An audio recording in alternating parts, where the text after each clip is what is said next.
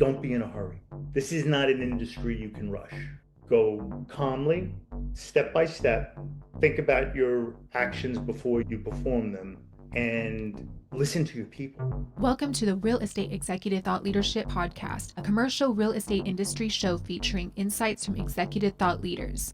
In this episode of RE EXEC TL, we chat with Robert Bruce Withers, founder of Top Tier Sales Strategies at M1 Capital, to talk about why commercial real estate revenue teams stall and what high-performing firms are doing differently. We explore the difference between management and true sales leadership, why promoting top producers into management often creates revenue gaps, and how elite firms build disciplined revenue systems that perform through market volatility. Let's get started. Hi, Robert. Welcome to the show. Thank you, Kirky. Thanks for asking me to come on. Pleasure. So let's start out with your professional background. Please talk a little bit about your background in sales and commercial real estate. Oh boy. Kirky, I've been in the business over 35 years. I cut my teeth in the residential mortgage side of the business back starting in 1982. I went out and started my own company in 1986 and built that until probably 1992, 1993, where I took on a partner, took on some capital, wanted to expand it. Didn't work out. He bought me out. I wound up coming back and bought him out the next year. It's a long story, but it's an interesting one. And went on to establish another company that I built and sold. And in probably right after the financial crisis or during it, I decided that the residential mortgage business was not for me any longer. It just had become too commoditized. And one of the things that really concerned me was the lack of sales leadership, a lot of management, a lot of managing up, but no sales leadership in the industry at all. We were very heavy on it in my companies. In fact, I had sales leaders, including myself in my company, but I saw it lacking in the mortgage industry and the banks that I consulted with during that financial crisis, during that period of time, which is when I did a lot of consulting work. So I came out of that in 2014, started M1 Capital, and then decided, and I still have M1 Capital, I'm a deal junkie. I love still working with my clients that I have, but I've developed top tier sales strategies to be able to help in developing what we call sales leadership architecture within sales, real estate finance, and real estate sales. Let's talk about your company a little bit more. Your company is M1 Capital? My debt company is M1 Capital, yes. But our consulting company is called Top Tier Sales Strategies. And we work with mostly within the real estate finance industry, both residential and commercial. Talk a little bit more about your clients. What challenges are they typically facing? Talk a little bit about who your ideal prospect is. This is not going to be about throwing sales leadership or management under the bus. But what I've seen and what really was the impetus for me to be able to go out and develop this company was a sense of blaming sales cycles for revenue deficiencies, for unexpected revenue numbers that were on the lower side, obviously, and problems. And it really wasn't. What it was a lack of sales leadership. Sales managers are usually great within our industry, are great at reporting about what's going on, but doing something about it themselves is where the lacking is. So my typical client would be a national sales director, a director of sales, vice president of sales of a large bank, credit union, or mortgage company who sees deficiencies, revenue streams, specifically either residential or commercial mortgage sales, and they want to do something about it because they're not getting a clear picture from their managers. I come in and work with those managers. I don't come in to berate them or bash them. I work with them in leadership skills and develop techniques, open their eyes to maybe different ideas about how their sales teams can be performing and how they can integrate into those without becoming the largest producer themselves, which is the kiss of death. And we could talk a little bit about that as we go on. Awesome. One of the main focuses of our show is marketing, and we love talking about sales too. So from a marketing perspective, I always ask this question because I want to know how you express this to your clients, because that's one of the things that we want to give to our audience is the strategic marketing component of what you're doing. And then we'll get a little bit more into your sales strategy. So what is it that you do best, and then how do you express that when you're marketing to your potential consulting clients? I guess my biggest gift is that I've been in the trenches. So what I do best is identify with those sales leaders who I've been in their position. I've had to motivate a team. So I go out there and with my clients, I can identify with them. I'm not a consultant from McKinsey who's coming in and trying to figure out their business. I already know their business. I know it top to bottom. 35 years of my life has been spent in getting to know it. So I understand it and I understand what they're up against. And I've been in their shoes. So my marketing tactic would be identification with them in regards to the challenges that they have on a daily basis. And that's why I said I don't come in with a hammer, I come in with a plan. And I like to think that I'm not an adversary, but I'm a partner in helping them build their teams. I hope that answers your question. That does. Thank you. So that Okay. brings us to our main focus of what we wanted to discuss today, which is why commercial real estate revenue teams, why they stall, and then what high performing firms do differently. Talk about market volatility versus revenue systems. Okay. So market volatility is inevitable. Real estate, we're going to have real estate bubbles. We're going to have high interest rates. We're going to have low interest rates. We're going to have issues within the commercial and residential real estate industries. And those issues, as they present themselves, present not only problems, but they present opportunities.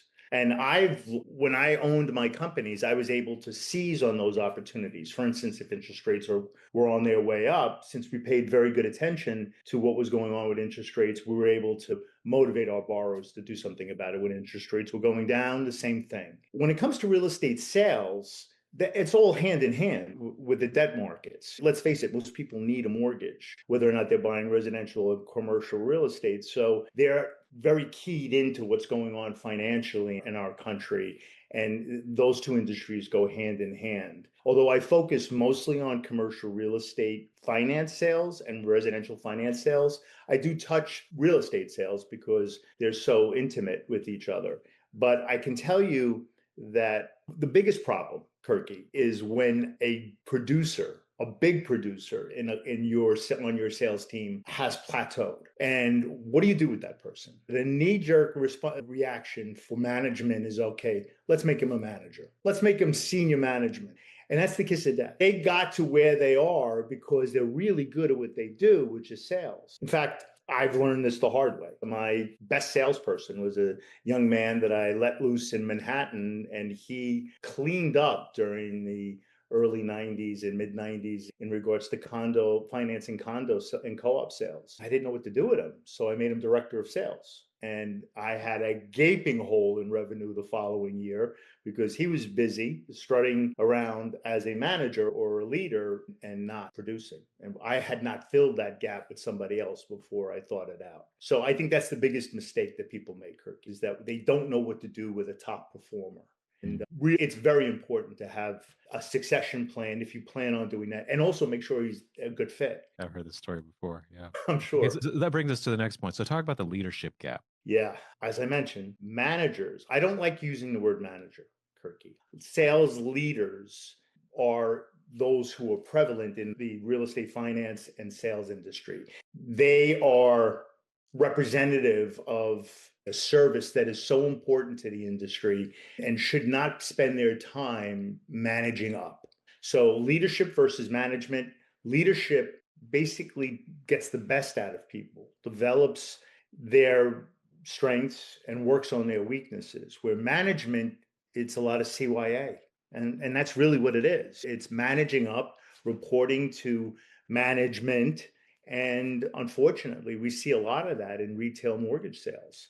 I try to pierce that in a very subtle way where I am working with sales management, turning them into sales leader, where their people, their sales teams are loyal to them. I don't know about you, but I would be loyal to a sales leader over a sales manager, right?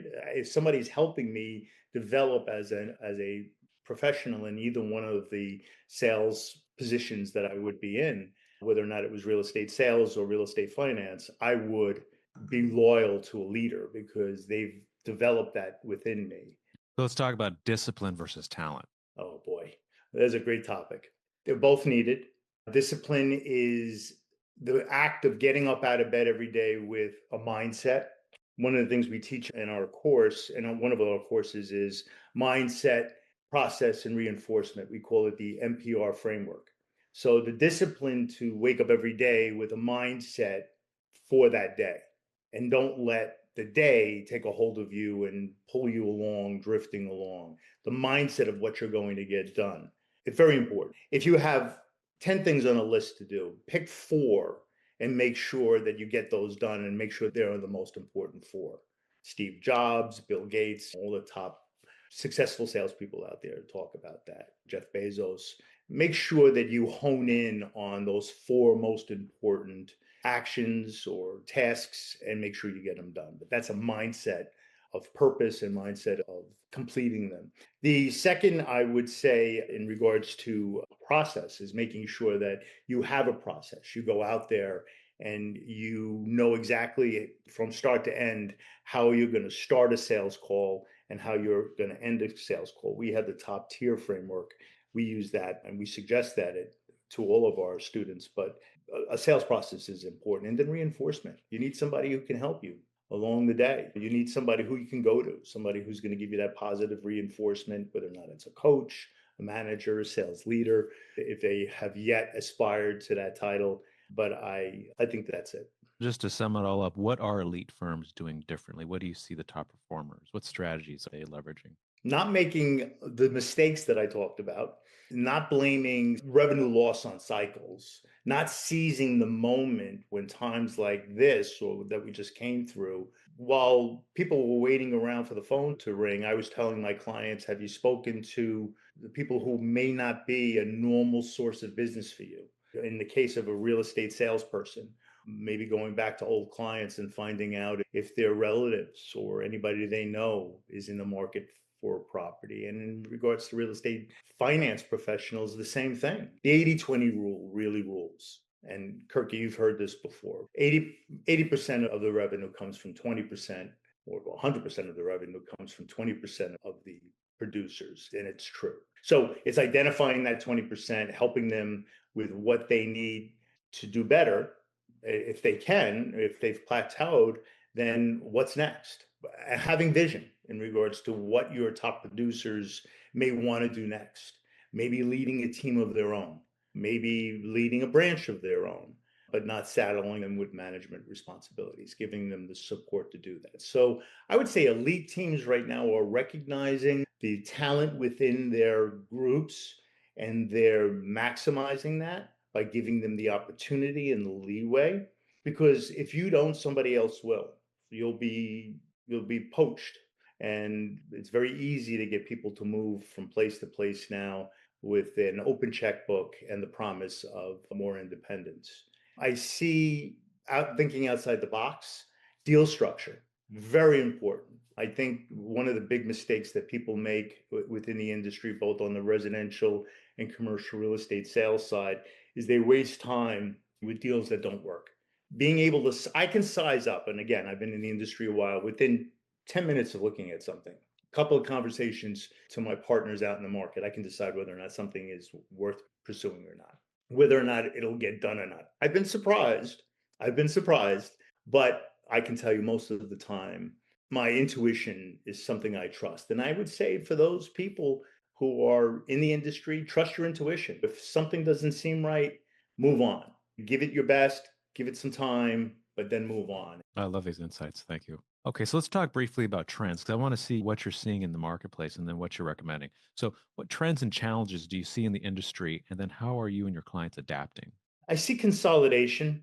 Banks are consolidating on a regional scale, on the regional side. I think a lot of smaller banks are realizing that to get to where they want to get to, balance sheets are very important in the lending business. So I'm noticing consolidation. I'm noticing that the credit unions on the real estate finance side are becoming more and more prevalent and have more and more of a profile within the industry. So understanding them as your competition is important. I think also on the real estate finance side, I think making sure that you are in a demographic that works for you, your products match the people that you're going out and serving is very important. It's important that you have that match up demographically. Interest rate, and for me to talk about interest rate trends would be very difficult right now. No, I do see interest rates coming down, although thank goodness it's going to be, my feeling is it's going to be in a measured way. When the Fed decides to do something, I shouldn't say the Fed because then it would mean the Federal Reserve, but when government decides to do something, it's either way too fast or it's way too slow. And in this case, I think a measured approach to reducing interest rates is a good idea. Interest rates are fine where they are right now. Commercial money is in the sixes, residential money can be in the fives. With that, it's a healthy real estate market. The problem is inventory, as it always has been, especially here on the East Coast and in New York specifically, lack of inventory. But I do see promise. I think as people get older, it's usually and I see generational wealth transferring on the commercial side and on the residential side. Same thing. A lot of times, a residential home is the biggest asset in the family, and that has to be dealt with appropriately. And it's time because as people get older, I know from my own personal experience, it was a hardship to my parents. I see trends. I'm supporting a healthy real estate market for the foreseeable future. Okay, so let's talk a little bit about marketing and then we'll wrap it up. We need to fill up the pipeline, right, for sales. So, what marketing channels are you seeing yielding the most leads and ROI, both for your clients and also for your own practice? It's a great question, Kirky. You would think the natural source, let's talk on the real estate side, would be past clients, clients that are selling their houses that need to buy houses. People are buying their houses, so they new houses, so they need to sell their houses. They're moving. That unfortunately isn't happening at the pace that a lot of good real estate brokers and salespeople have seen in the past. And what I mean by good is that if you've been in the industry for a while and you've seen cycles, so you understand it, going out and not looking for those clients who are necessarily moving, but know people who are, is probably your time best bet. Because if your database is your database and your client's referral system is your client referral system, how do you expand from that? I think going out, having a professional profile, picking a niche. I work a lot in the Hamptons and they're doing very well because it's the Hamptons. So I think finding your niche, whatever that would be. On the residential and commercial real estate finance side, I never really did a lot for myself. And like I said, I've been in the business a long time. Real estate brokers were never really both on the residential and the commercial side, which I've been on both, were never a big source of business for me, Kirky. The largest source of business for me were real estate attorneys, CPAs, and believe it or not, sports agents. Sports agents are a overlooked treasure trove of networking and business opportunity. We live in an area where it's heavy, both sports and entertainment agents are usually the people that their clients go to for help in these matters. And I connected early on with a few of them. I don't want to say they made my business, but they certainly gave me a great reputation in that area. We did at the time that I was active, we did a lot of the Rangers mortgages. We were able to do that because of the connection with their agent. I'm helping my clients now look past, as we talked about, the cycle or the struggles or the vulnerabilities we're seeing in our industry now, and think outside the bubble.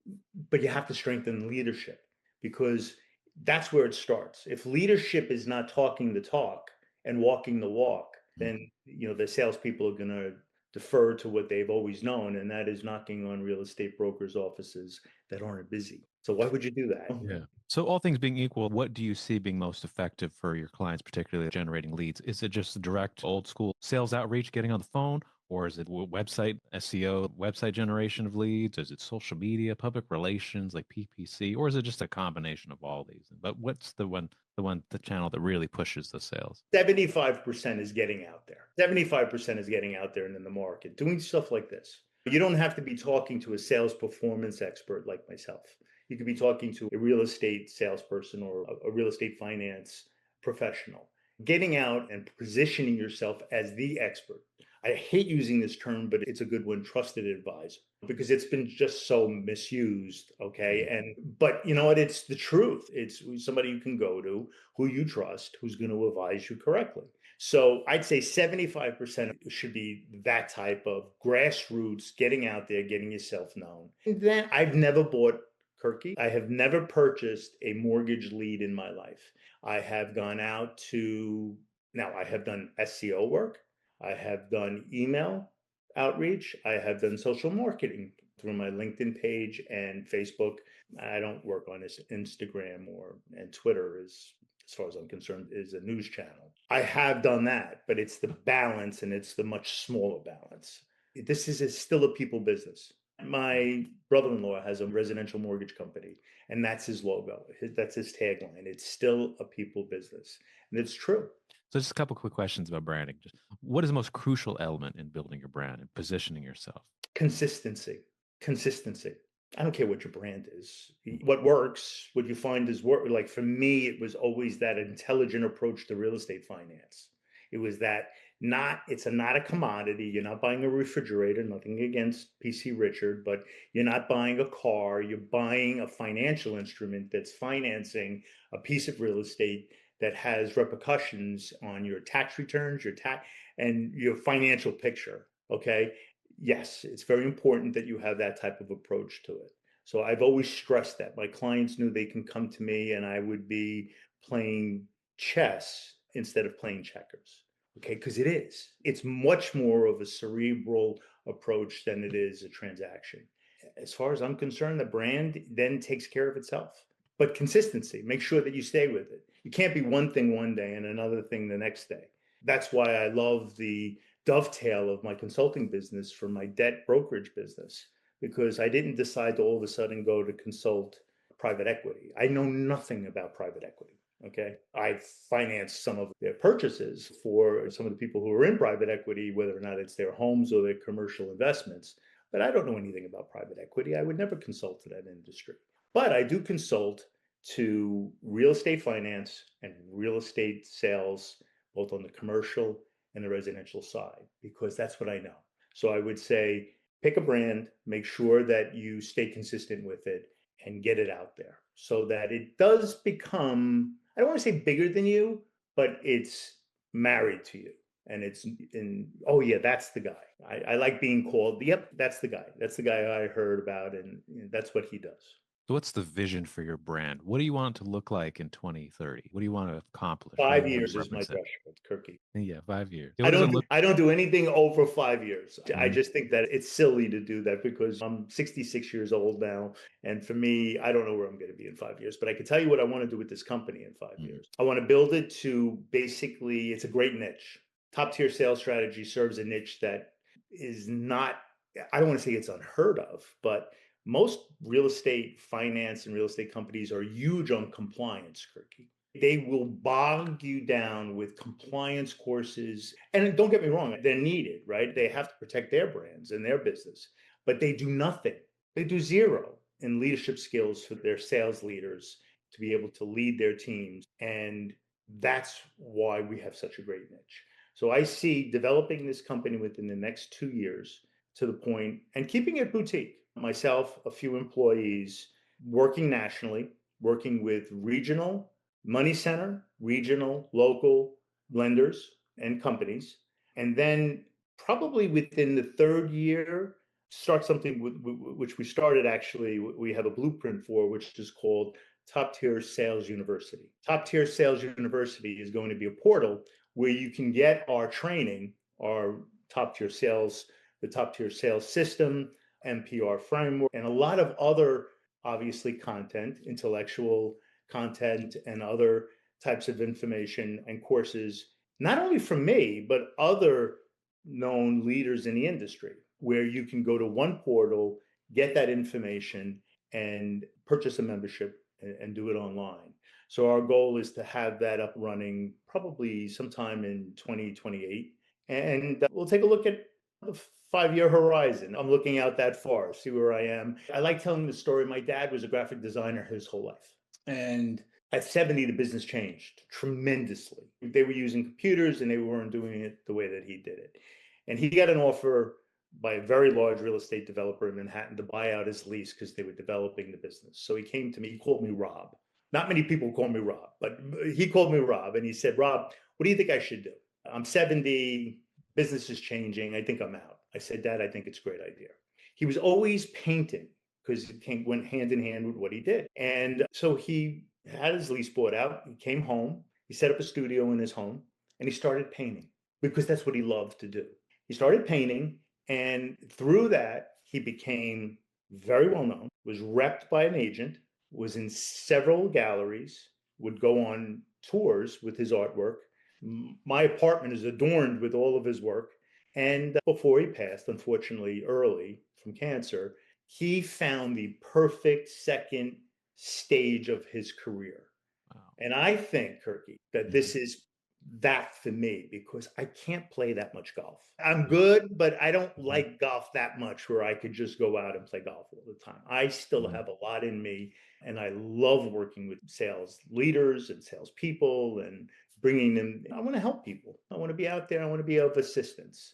So I'm taking a little bit of a lead from my dad and transforming himself, and I'm doing the same thing a little earlier, but in the same light. That's a beautiful story. Thank you. Yeah, I do think it really is about helping people. At the end of the day, that's really what we have to do. Yes. Everything else, making money, that's all great, but helping our clients, help themselves, help their families, help the community, that really is above all else. And that's what makes it satisfying. That's the only real reason to do this business that I do is just to help people out, put them in a better position. No, my favorite thing that happens is when I'm in front of an audience and I'm speaking and I start seeing the nods. And I start seeing people nod because they get it.